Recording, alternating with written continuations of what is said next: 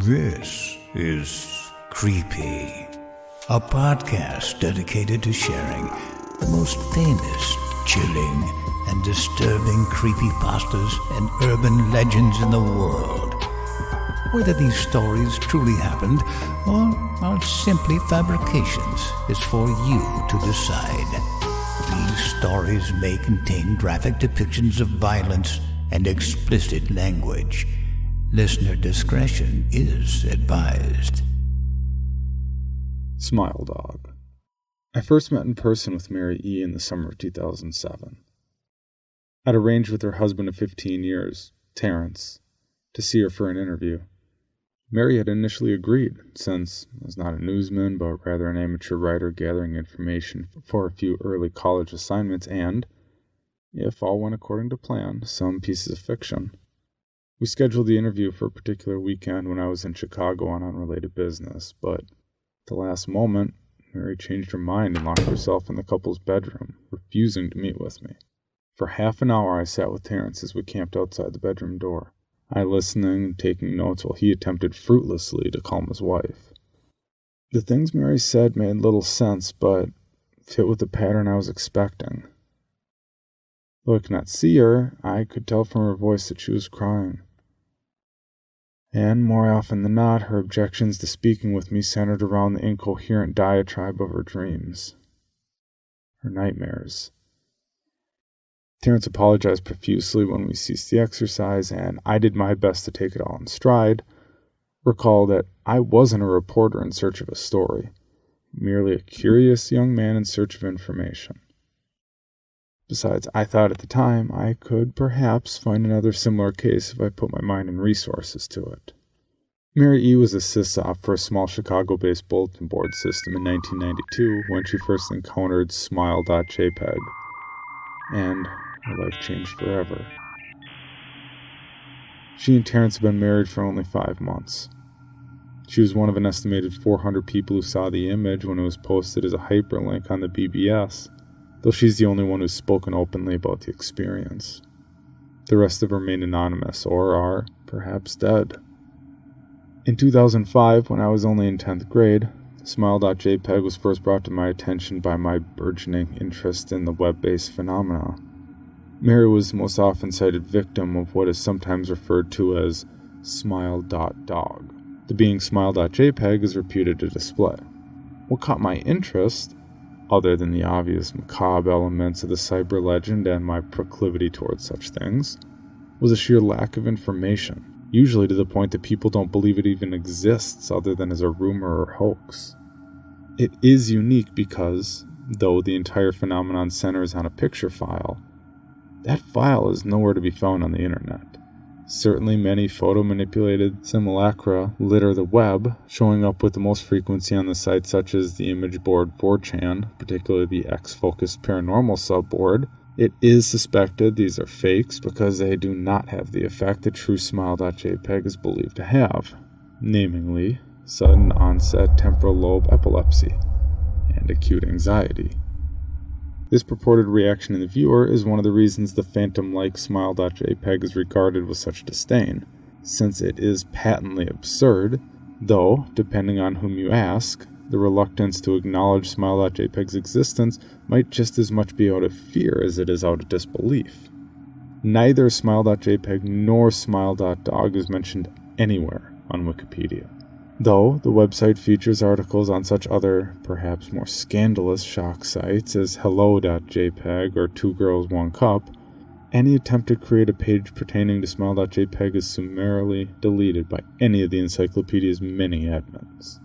Encounters with Smile.jpg are the stuff of internet legend. Mary E.'s story is not unique.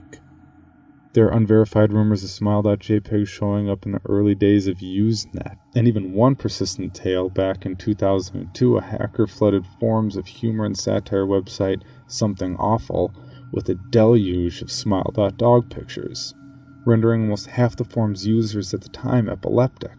It is also said that in the mid to late 90s, the Smile.jpg circulated on Usenet and as an attachment of a chain email with the subject line, "Smile, God loves you." Yet despite the huge exposure these stunts would generate, There are very few people who admit to having experienced any of them, and no trace of the file or any link ever been discovered. Those who claim to have seen Smile.jpg often weakly joke that they were far too busy to save a copy of the picture to their hard drive. However, all alleged victims offer the same description of the photo: a dog-like creature, usually described as appearing similar to a Siberian husky, illuminated by the flash of the camera, sits in a dim room. The only background detail that's visible being a human hand extending from the darkness near the left side of the frame. The hand is empty, but it's usually described as beckoning. Of course, most attention is given to the dog, or dog creature, as some victims are more certain than others about what they claim to have seen.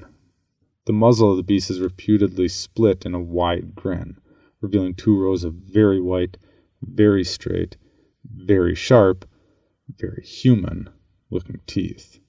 This is, of course, not a description given immediately after viewing the picture, but rather a recollection of the victims, who claim to have seen the picture endlessly repeated in their mind's eye during the time they are, in reality, having epileptic fits. These fits are reported to continue indeterminably, often while the victims sleep, resulting in very vivid and very disturbing nightmares. These may be treated with medication, though, in some cases, it's more effective than others. Mary E., I assumed, was not on effective medication. That was why after my visit to her apartment in 2007, I sent out feelers to several folklore and urban legend-oriented news groups, websites, and mailing lists, hoping to find the name of a supposed victim of Smile.jpg, who felt more interested in talking about his experiences. For a time, nothing happened, and at length I forgot completely about my pursuits, since I had begun my freshman year of college and was quite busy. Mary contacted me via email, however, near the beginning of March 2008. To JML at from Mary E. at subject: last summer's interview. Dear Mr. L., I am incredibly sorry about my behavior last summer when you came to interview me. I hope you understand that it was no fault of yours, but rather my own problems that led me to act out as I did. I realize that I could have handled the situation more decorously. However, I hope you will forgive me. At the time, I was afraid. You see, for 15 years I've been haunted by Smile.jpg. Smile.dog comes to me in my sleep every night. I know that sounds silly, but it is true. There is an ineffable quality about my dreams, my nightmares, that makes them completely unlike any real dreams I have ever had. I do not move and I do not speak. I simply look ahead, and the only thing ahead of me is the scene from that horrible picture. I see the beckoning hand, and I see Smile.dog. It talks to me. It is not a dog, of course, though I'm not quite sure what it really is. It tells me it will leave me alone if only I do as it asks. All I must do, it says, is spread the word. That is how it phrases its demands. And I know exactly what it means. It wants me to show it to someone else. And I could. The week after my incident, I received in the mail a manila envelope with no return address. Inside was only a 3.5-inch floppy diskette. Without having to check, I knew precisely what was on it. I thought for a long time about my options. I could show it to a stranger, a co-worker. I could even show it to Terrence, as much as the idea disgusted me. And what would happen then? Well, if Smile.dog kept its word, I could sleep. Yet if it lied, what would I do? And who is to say something worse would not come for me if I did as the creature asked? So I did nothing for 15 years. Though I kept the diskette hidden among my things. Every night for 15 years, Smile.dog has come to me in my sleep and demanded that I spread the word. For 15 years, I have stood strong, though there have been hard times.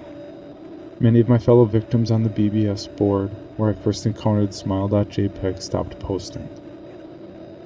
I heard some of them committed suicide. Others remained completely silent, simply disappearing off the face of the web. They are the ones I worry about the most. I sincerely hope you will forgive me, Mr. L. But last summer, when you contacted me and my husband about an interview, I was near the breaking point. I decided I was going to give you the floppy diskette. I did not care if Smile.dog was lying or not. I wanted it to end. You were a stranger, someone I had no connection with. And I thought I would not feel sorrow when you took the diskette as part of your research and sealed your fate. Before you arrived, I realized what I was doing. Was plotting to ruin your life. I could not stand the thought, and in fact I still cannot. I am ashamed, Mr. L, and I hope that this warning will dissuade you from further investigation of Smile.jpg. You may in time encounter someone who is, if not weaker than I, then wholly more depraved, someone who will not hesitate to follow Smile.dog's orders. Stop while you are still whole. Sincerely, Mary E. Terrence contacted me later that month with news that his wife had killed herself. While cleaning up the various things she'd left behind, closing email accounts and the like, he happened upon the above message. He was a man in shambles. He wept as he told me to listen to his wife's advice. He found the diskette, he revealed, and burned it until there was nothing left but a stinking pile of blackened plastic. The part that most disturbed him, however, was how the diskette had hissed as it melted. Like some sort of animal, he said. I will admit that I was a little uncertain about how to respond to this. At first I thought perhaps it was a joke, with the couple belatedly playing with the situation in order to get a rise out of me. A quick check of several Chicago newspapers' online obituaries, however, proved Mary E. was indeed dead. There was, of course, no mention of suicide in the article. I decided that, for a time at least, I would no further pursue the subject of Smile.jpg, especially since I had finals coming up at the end of May. But the world has odd ways of testing us. Almost a full year after I had returned from my disastrous interview with Mary E., I received another email. To JML at from Elzahir82 at subject Smile. Hello. I found your email address through a mailing list. Your profile said you are interested in Smile.dog. I have saw it. It is not as bad as everyone says. I have sent it to you here. Just spreading the word. The final line chilled me to the bone. According to my email client, there was one file attached called, naturally, Smile.jpg. I considered downloading it for some time. It was most likely a fake, I imagined, and even if it weren't, I was never wholly convinced of Smile.jpg's peculiar powers. Mary's account had shaken me, yes. But she was probably mentally unbalanced anyway. After all, how could a simple image do what Smile.jpg was said to accomplish? What sort of creature was it that could break one's mind with only the power of the eye?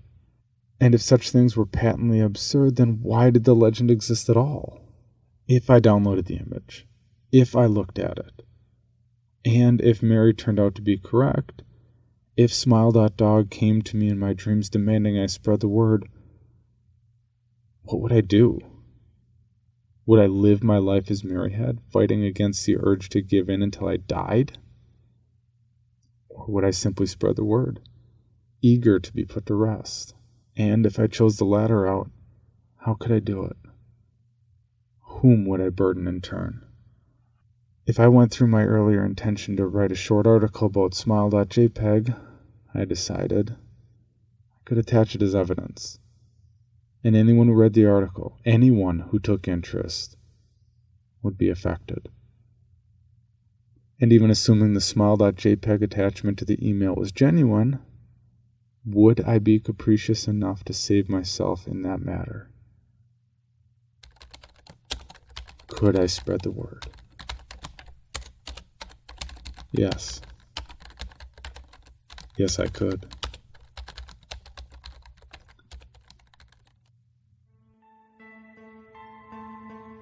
You can see what Smile Dog looks like for yourself on Twitter and Instagram @CreepyPod. Spread the word. This episode of Creepy was presented by the Shadow of Levenhaupt podcast by Audio Oblivious Productions, coming in March.